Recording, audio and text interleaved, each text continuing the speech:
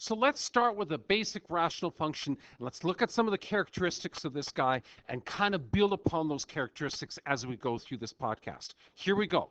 Basic rational function looks like this. Y equals to 1 over x. You know and I know that x cannot equal to 0. But if you remember what this does, there's the function. I graphed it for you. Look at this guy. Right through x equals to 0, which we know is our non-permissible value. But wait a second, why is this x equal to 0, yet this is our NPV? Why is this say not equal to 0, and that one says equal to 0? The reason why is because this describes the vertical asymptote, and the vertical asymptote can only be expressed as an equation. It can be only expressed as an equation, right? Where the non-permissible value says x cannot equal to 0, the vertical asymptote describes that line. That's why the vertical asymptote describes a line, so you have to give me this equation with an equals. This describes the non-permissible value. You have to give me this as a non-equals. Got it?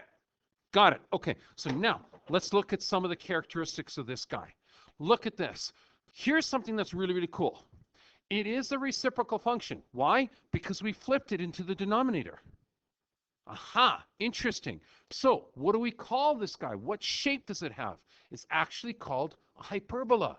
So if you ever get into one of those like trivial contests or something, and they say, what is the best description of a reciprocal function? Throw your hand up proudly in the air and say it's called a hyperbola. Okay, that's this shape right here. Brrr, bing, brrr, bing. There you go. So that's the shape that we're talking about here. Okay, let me just quickly erase that. Now, second thing, what does this behavior mean? In other words, what is the graph doing when it's really, really close to the non-permissible value? This is cool. Look, as x approaches 0, because as x approaches the NPV. So look, we're cruising along here. Look, as x approaches the NPV, look what happens to it. It goes way down here, which if you think about it, it never touches that asymptote. That's what an asymptote is. You get close to it, but you don't touch it. So what does this mean? We went way the heck down here, which we are actually now approaching negative infinity. Neat. Look at the other side though. Here we go.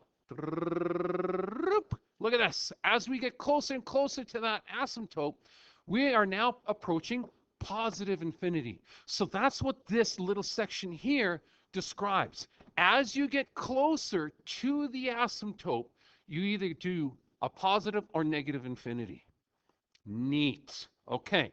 Then comes along this other little statement here, which I thought is also as intriguing. It says, what is the end behavior?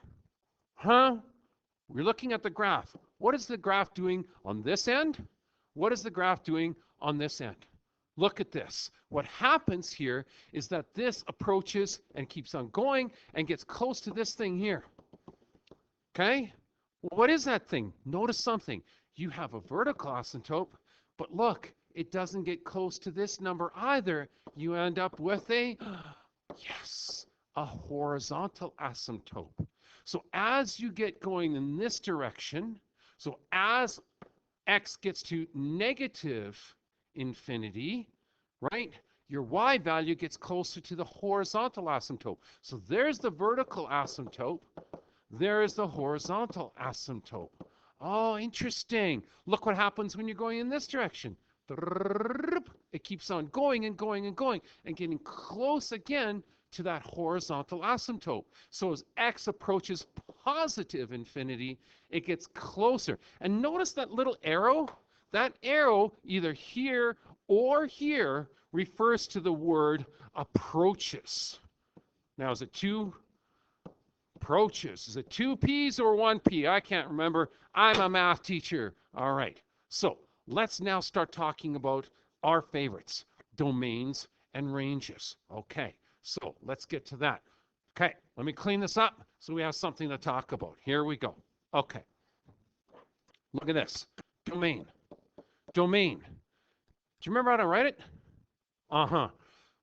If you think about it, x can be any value. Look, it can be any value.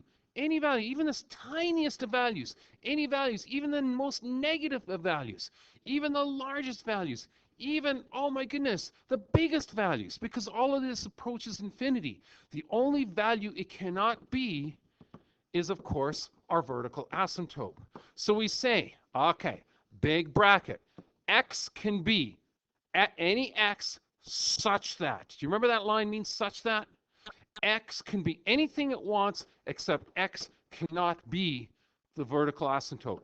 0, but x can be any value it wants. So it belongs to the real numbers. Range the same because there's that horizontal asymptote. So in terms of a range, y can be anything it wants. So y such that y can be anything it wants except it can't be the horizontal asymptote. So y is an element of the real numbers again. Oh, cool. Vertical asymptote, horizontal asymptote. Look at that. In this case, x is 0, y is 0. Very, very cool. Okay. Now, look at this word. I know what you're saying. Oh, no, not again. Oh, yes. You betcha again.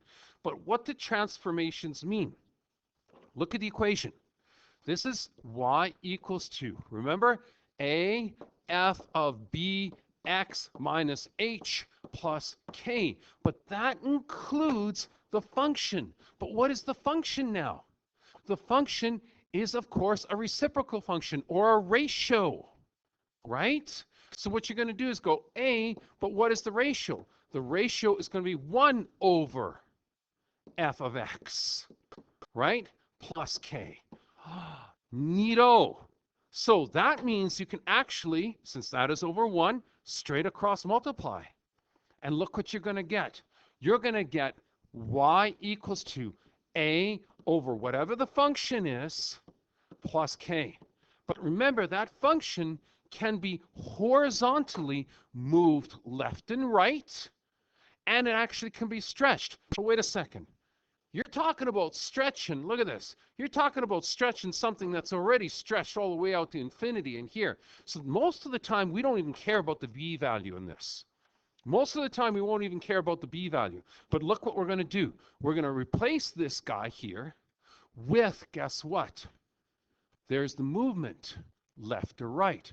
There's the horizontal movement. So you got y equals to a moving horizontally, x minus h. There's your translation, and there's your vertical, plus k, based on the original formula you've been doing now for like 3 units. Awesome. Now here's the cool thing. Like a vertex in a parabola in Math 20-1, guess what? Y equals to x, that is your horizontal asymptote because that's your movement up and down. Think about it. Based on the original equation that went like this, or the original graph that went like this, right? If you move this way or this way, guess what? You are moving, dun, dun, dun, dun, dun, you are moving your asymptote. If you're moving up or down, look what happens. Again, you are moving your asymptote to right here. Right? Oops, wrong side. Oops. Like that. Okay? So it's really cool to see how your y value is your k, your x value is your h. There is your vertical asymptote. There is your horizontal asymptote. Oh my goodness, my head is spinning from this. Well, guess what? Let's apply this now to a beautiful question, and you'll see how this works. And it's actually incredibly easy. Check this out. Look, I have a beautiful example here. Just like before, determine your a value, your b value, your h, and your k. Look, there's the a value. A equals 6. B value, most of the time, we're not going to even mess with it. B equals 1. Your h value, look at this. Your h value is 2. Your k value, -3. First thing I would do is realize that this h value of 2 goes with the x's. Yes, that is your x value at 2 right here. And look, even if you draw it at 2, you're now drawing the vertical asymptote. Oh my goodness, my mind just went boom. Aha! Look at that. Beautiful. Oh, wow, this is so cool. Now, look at this. K equals to -3. Ha ha ha ha. There's your horizontal asymptote at -3. Check it out. At -3. So you know your graph is going to be something that goes in here, something that goes in here. But I want to draw it with a little bit more accuracy. Because one of the things that you don't see and you didn't see in the last little thing was this. Let me go back and let me show you. Right here. Look at that. You see the number? That's 1, 1. Why? Because when x was 1, y was 1. So guess what we're going to do? So we're going to transform that point based on all of the transformations from the general formula. Wow, look at this point. Yes, when x is -1, 1 divided by -1, y is -1. That's another critical point. -1, -1. So you got 1, 1, and -1, -1. That really, oh my goodness, is going to help us out tremendously. Let's go back to our question now. So I'm going to keep the idea of transforming 1, 1 and -1, -1 into our new coordinates based on this. Well, let's do it. Let's do it right now. Why waste time? Here we go. Okay, remember, these guys, just like before, are our verticals. So you're going to say, okay, our stretch factor is by 6, and you're going to go 3 down, plus a -3. So guess what? This is now 6 times 1 is 6, plus a -3, that's going to be 3. Wonder what the other one's going to be. Well, you got to use B and H. Okay, this is going to be 1 times 1, right? Plus 2. 1 times 1 is 1 plus 2. Oh, that's 3. So our new point, our translated point, this is the old one. Our new translated point is 3, 3. So 3, 3, there's our new translated point. Sweet. Okay, let's do the same thing to this guy on the right. Okay, again, using the same idea, our vertical changes are 6 times -1, right? -3. Okay, plus a -3. That's -6 plus a -3. Oh, that's -9. Beautiful. Okay, all right. Oh, I don't want to put brackets on that. Let's just clean that up. Okay, that's -9. Okay, beautiful. Now, let's do the same thing to the other one.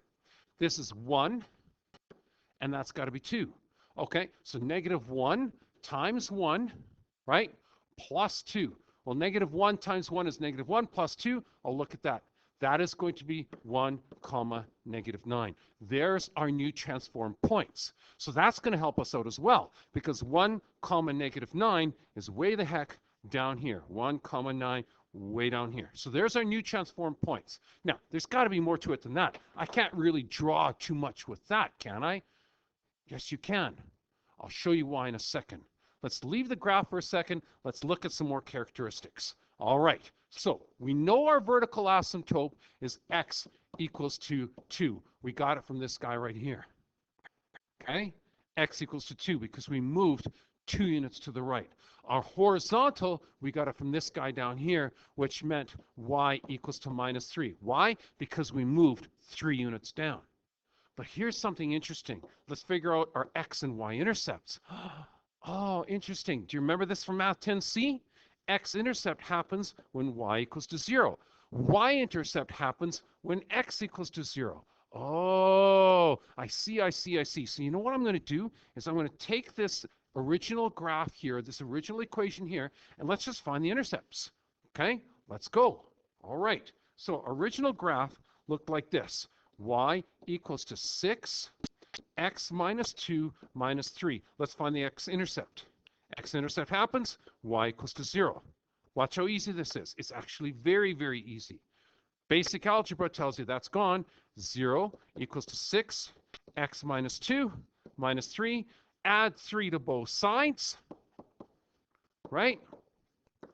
That cancels here, giving you 3 equals to 6, x minus 2, ba-da-ba, right? So multiply, cross multiply, you got 3x minus 2 equals to 6. Divide each side by 3, divide by 3. Holy smokes, I'm using so much room. That cancels. X minus 2 equals to 2. Add 2 to both sides. Look at that. X equals to 4. So now that you know that your x-intercept is 4, go back to your graph now and put it in there. There's 4, and guess what? Now you have 2 points.